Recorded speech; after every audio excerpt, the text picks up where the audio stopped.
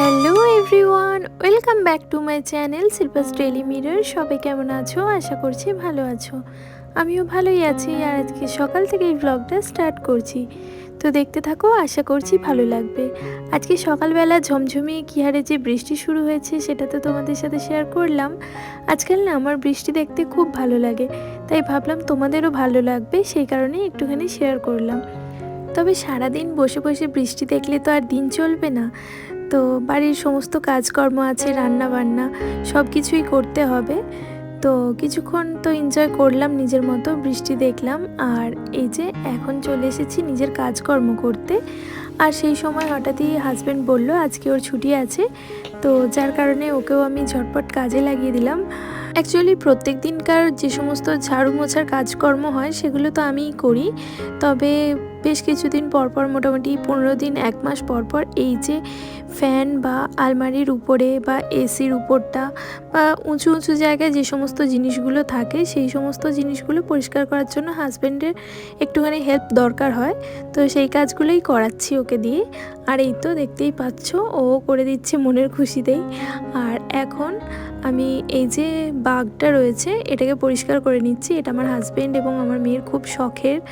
আর এটা না ধুলো পড়ে যায়, যে কোনো সফট টয়ে দেখবে তোমরা ধুলো পড়ে গেলে এরকম একটা ব্রাশ, যেগুলো শু পরিষ্কার করার যেগুলো হয় ব্রাশগুলো, পরিষ্কার একটা ব্রাশ যেটাতে কালি লাগা থাকে না, সেরকম একটা নিয়ে এরকম ঝেড়ে ঝেড়ে দিলে বা টুথব্রাশ দিয়েও তোমরা করতে পারো, খুব ভালো ধুলোগুলো পরিষ্কার হয়ে যায় আর নতুন চকচকে হয়ে যায়। দেখতেই পাচ্ছ কত সুন্দর চকচকে হয়ে যাচ্ছে পরিষ্কার করলে এরকমভাবে।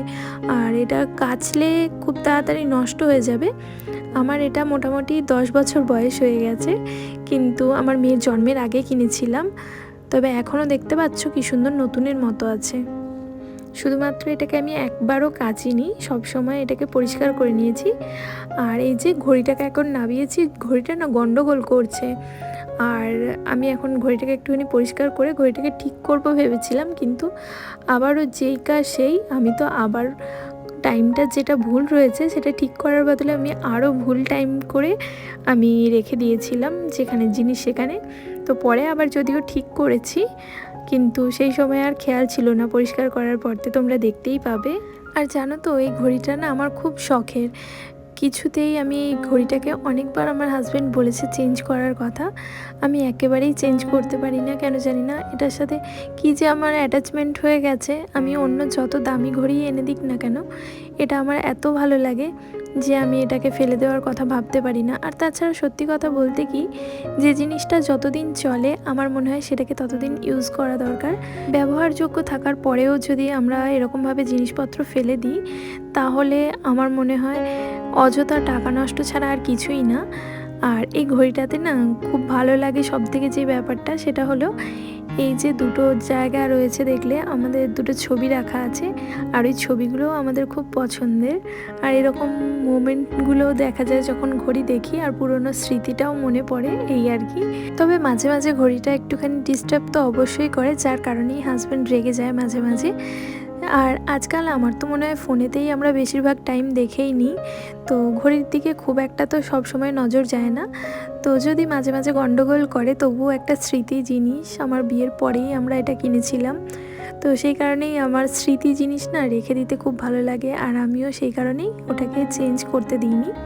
তবে এখন বিছানার চাদরটাকে চেঞ্জ করে নিলাম, যেহেতু পাখা পরিষ্কার করেছি বা উপরের দেওয়ালগুলো মোছার পরতে বিছানার উপরে অনেক ধুলো জমেছিল, আর বিছানার চাদরটাও বেশ অনেক দিন হয়ে গিয়েছিলো, চেঞ্জ করা হয়নি, তো সেই কারণেই উঠিয়ে নিলাম। তবে আজকে যেহেতু প্রচণ্ড বৃষ্টি পড়ছে, আজকে আর কাচবো না। তো এখন চলে এসেছি, আমি একটুখানি চাউমিন বানাচ্ছি। আলু, পেঁয়াজ, সয়াবিন আর একটুখানি কাঁচা লঙ্কা আর ধনেপাতাও অ্যাড করেছি। তো এরকমভাবে সিম্পল ওয়েতে আমি চাউমিন মাঝে মাঝে বানাই, আর যেটা খেতে খুবই টেস্টি হয়।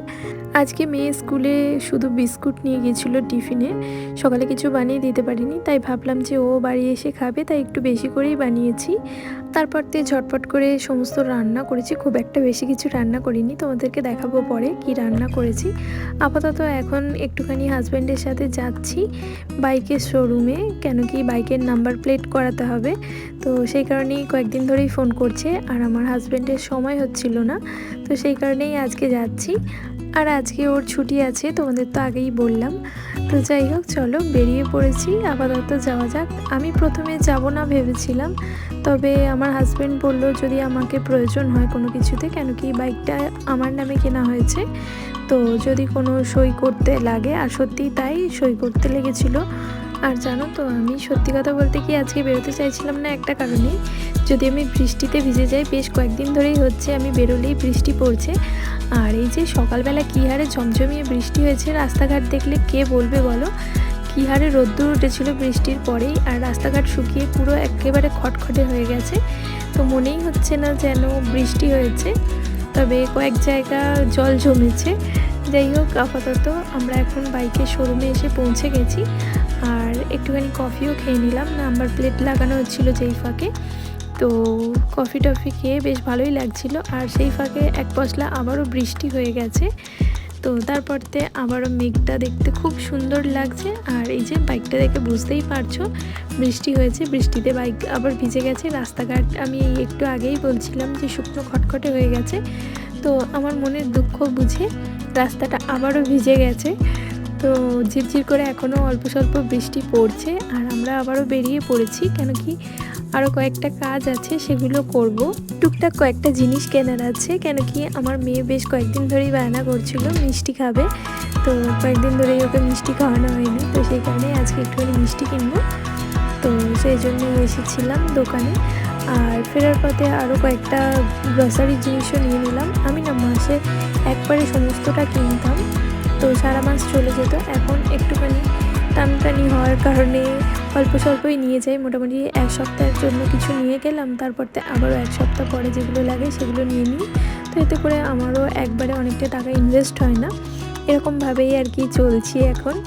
আবারও যখন সচ্ছলতা হবে তখন একসাথে আবার সমস্ত এক মাসের জিনিস কিনে নিয়ে যাব, তাতে করে হয়রানিটাও কম হয়। তো যাই হোক, যখন যেমন পরিস্থিতি তখন তো সেরকম চলতেই হবে। তবে এই যে আমরা সপ্তাহে সপ্তাহে এখন জিনিস কিনছি, সেখানে আমার একটা জিনিস বেশ ভালো লাগলো। তো আমরা এই যে অল্প করে জিনিস নিয়ে যাচ্ছি এখন এক সপ্তাহের জন্য, এতে করে কোনো জিনিসটা না নষ্ট হচ্ছে না, বরং যতটুকু প্রয়োজন ততটুকু ইউজ হচ্ছে। আর না হলে যখন সারা মাসে জিনিস একসাথে কিনতাম, তখন কি হতো, সারা মাসটা আমি চালাতে পারবো কিনা সেই কথা মাথায় রেখে অনেক সময় অনেক বেশি কেনাকাটি হয়ে যেত, এতে বাজেটও অনেক বেড়ে যেত। আবার অনেক সময় এরকম হতো জিনিসগুলো এক্সপায়ার হয়ে যেত, যেগুলো খেয়াল হতো না, বা এক্সপায়ার হয়ে যাবার ভয়ে অনেক চাপাচাপি করে সমস্ত জিনিস তাড়াতাড়ি করে খেয়ে নিতে হতো। তো এতে করে অনেকটাই বাজেটের ব্যাপারটা গন্ডগোল হয়ে যেত। তো এখন যেটা হচ্ছে, মান্থলি না কিনে আমি উইকলি কিনছি, এতে করে বেশ অনেকটা সুবিধা হচ্ছে। তবে হ্যাঁ, কিছু কিছু জিনিস হয়তো একটু বেশি আনছি, যাতে এক সপ্তাহের বদলে 1.5 সপ্তাহ বা 2 সপ্তাহ চলে যাচ্ছে, এই আর কি। তো মোটামুটি এরকমভাবে সংসারটা আপাতত ভালোই চলছে। আর এখন এই যে দেখতে পাচ্ছ সমস্ত জিনিসপত্র কিনে বাড়ি চলে এসেছি, এবার সব কিছু গুছিয়ে রাখার পালা। আর কি কি কিনেছি সেগুলোও তোমাদের সাথে শেয়ার করে দিচ্ছি।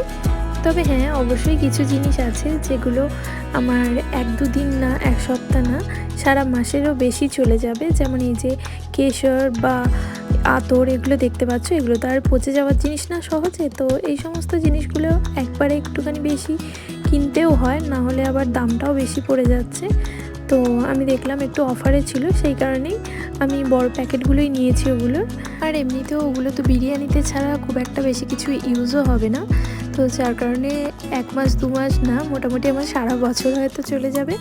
আর এদিকে একটা গায়ে মাখার জন্য নারকেল তেল নিয়েছিলাম, তাতে আবার দেখছি মিডিয়াম প্যাকের সাথে একটা ছোট প্যাক ফ্রি রয়েছে। তো ফ্রি পেতে ভালোই লাগে, সেটা যে জিনিসই হোক না কেন, ফ্রির জিনিস সবসময় সবার কাছে আনন্দই হয়, তো সেরকম আমারও। আর গায়ে আমি খুব একটা তেল মাখি না, আমি মোটামুটি বডি লোশন ইউজ করতেই বেশি পছন্দ করি। তবে আমার মেয়ে আবার বডি লোশন খুব একটা ইউজ করতে চায় না, ও আবার কোনো সেন্ট ছাড়া একটুখানি কোকোনাট অয়েল গায়ে মাখতে পছন্দ করে, তো ওর জন্য ওটা এনেছি। আর এমনিতে চুলের জন্য আমি আলাদা অর্গানিক অয়েল ইউজ করি, আর সেটা আমি তোমাদের সাথে এর আগে শেয়ার করেছি, তো অন্য কোনো দিন আবারও হয়তো দেখিয়ে দেবো। তবে organic cold press virgin coconut oil যেটা হয়, সেটা ইউজ করা চুলের জন্য খুবই ভালো। যবে থেকে আমি জেনেছি, আমি তবে থেকে চুলের জন্য ওটাই ইউজ করি। আর এই তো মোটামুটি সমস্ত কিছু গুছিয়ে নেওয়া হয়ে গেছে বলতে পারো। তো এরপরে পেটেও ছুঁচে ওই ডন মারছে। মেয়ের খাওয়া হয়ে গেছে অনেক আগেই, আর হাজব্যান্ড খেয়ে এখন একটুখানি বসেছে, আর আমি সেই ফাঁকে এগুলো গুছিয়ে নিচ্ছি। খেটে না কাজকর্ম করতে ভালো লাগে না। তো দেখতেই পাচ্ছ কাজকর্ম করতে করতে আবারও হঠাৎ করে বৃষ্টি শুরু হয়েছে। তো বৃষ্টি দেখতে বেশ ভালোই লাগছে। তো আমার তো খাওয়ার দাওয়ার নাম নেই, তো যাই হোক খেতে তো হবেই। মোটামুটি এখন নিজের জন্য খাবার বেড়ে নিয়েছি, আর এখন খেয়ে নেবো ঝটপট করে। আর সেই সাথে আজকের ব্লগটাও এখানে এন্ড করছি। তো দেখা হবে নেক্সট ব্লগে। ততক্ষণের জন্য সবাই ভালো থাকবে, সুস্থ থাকবে। আজকের মতো টাটা।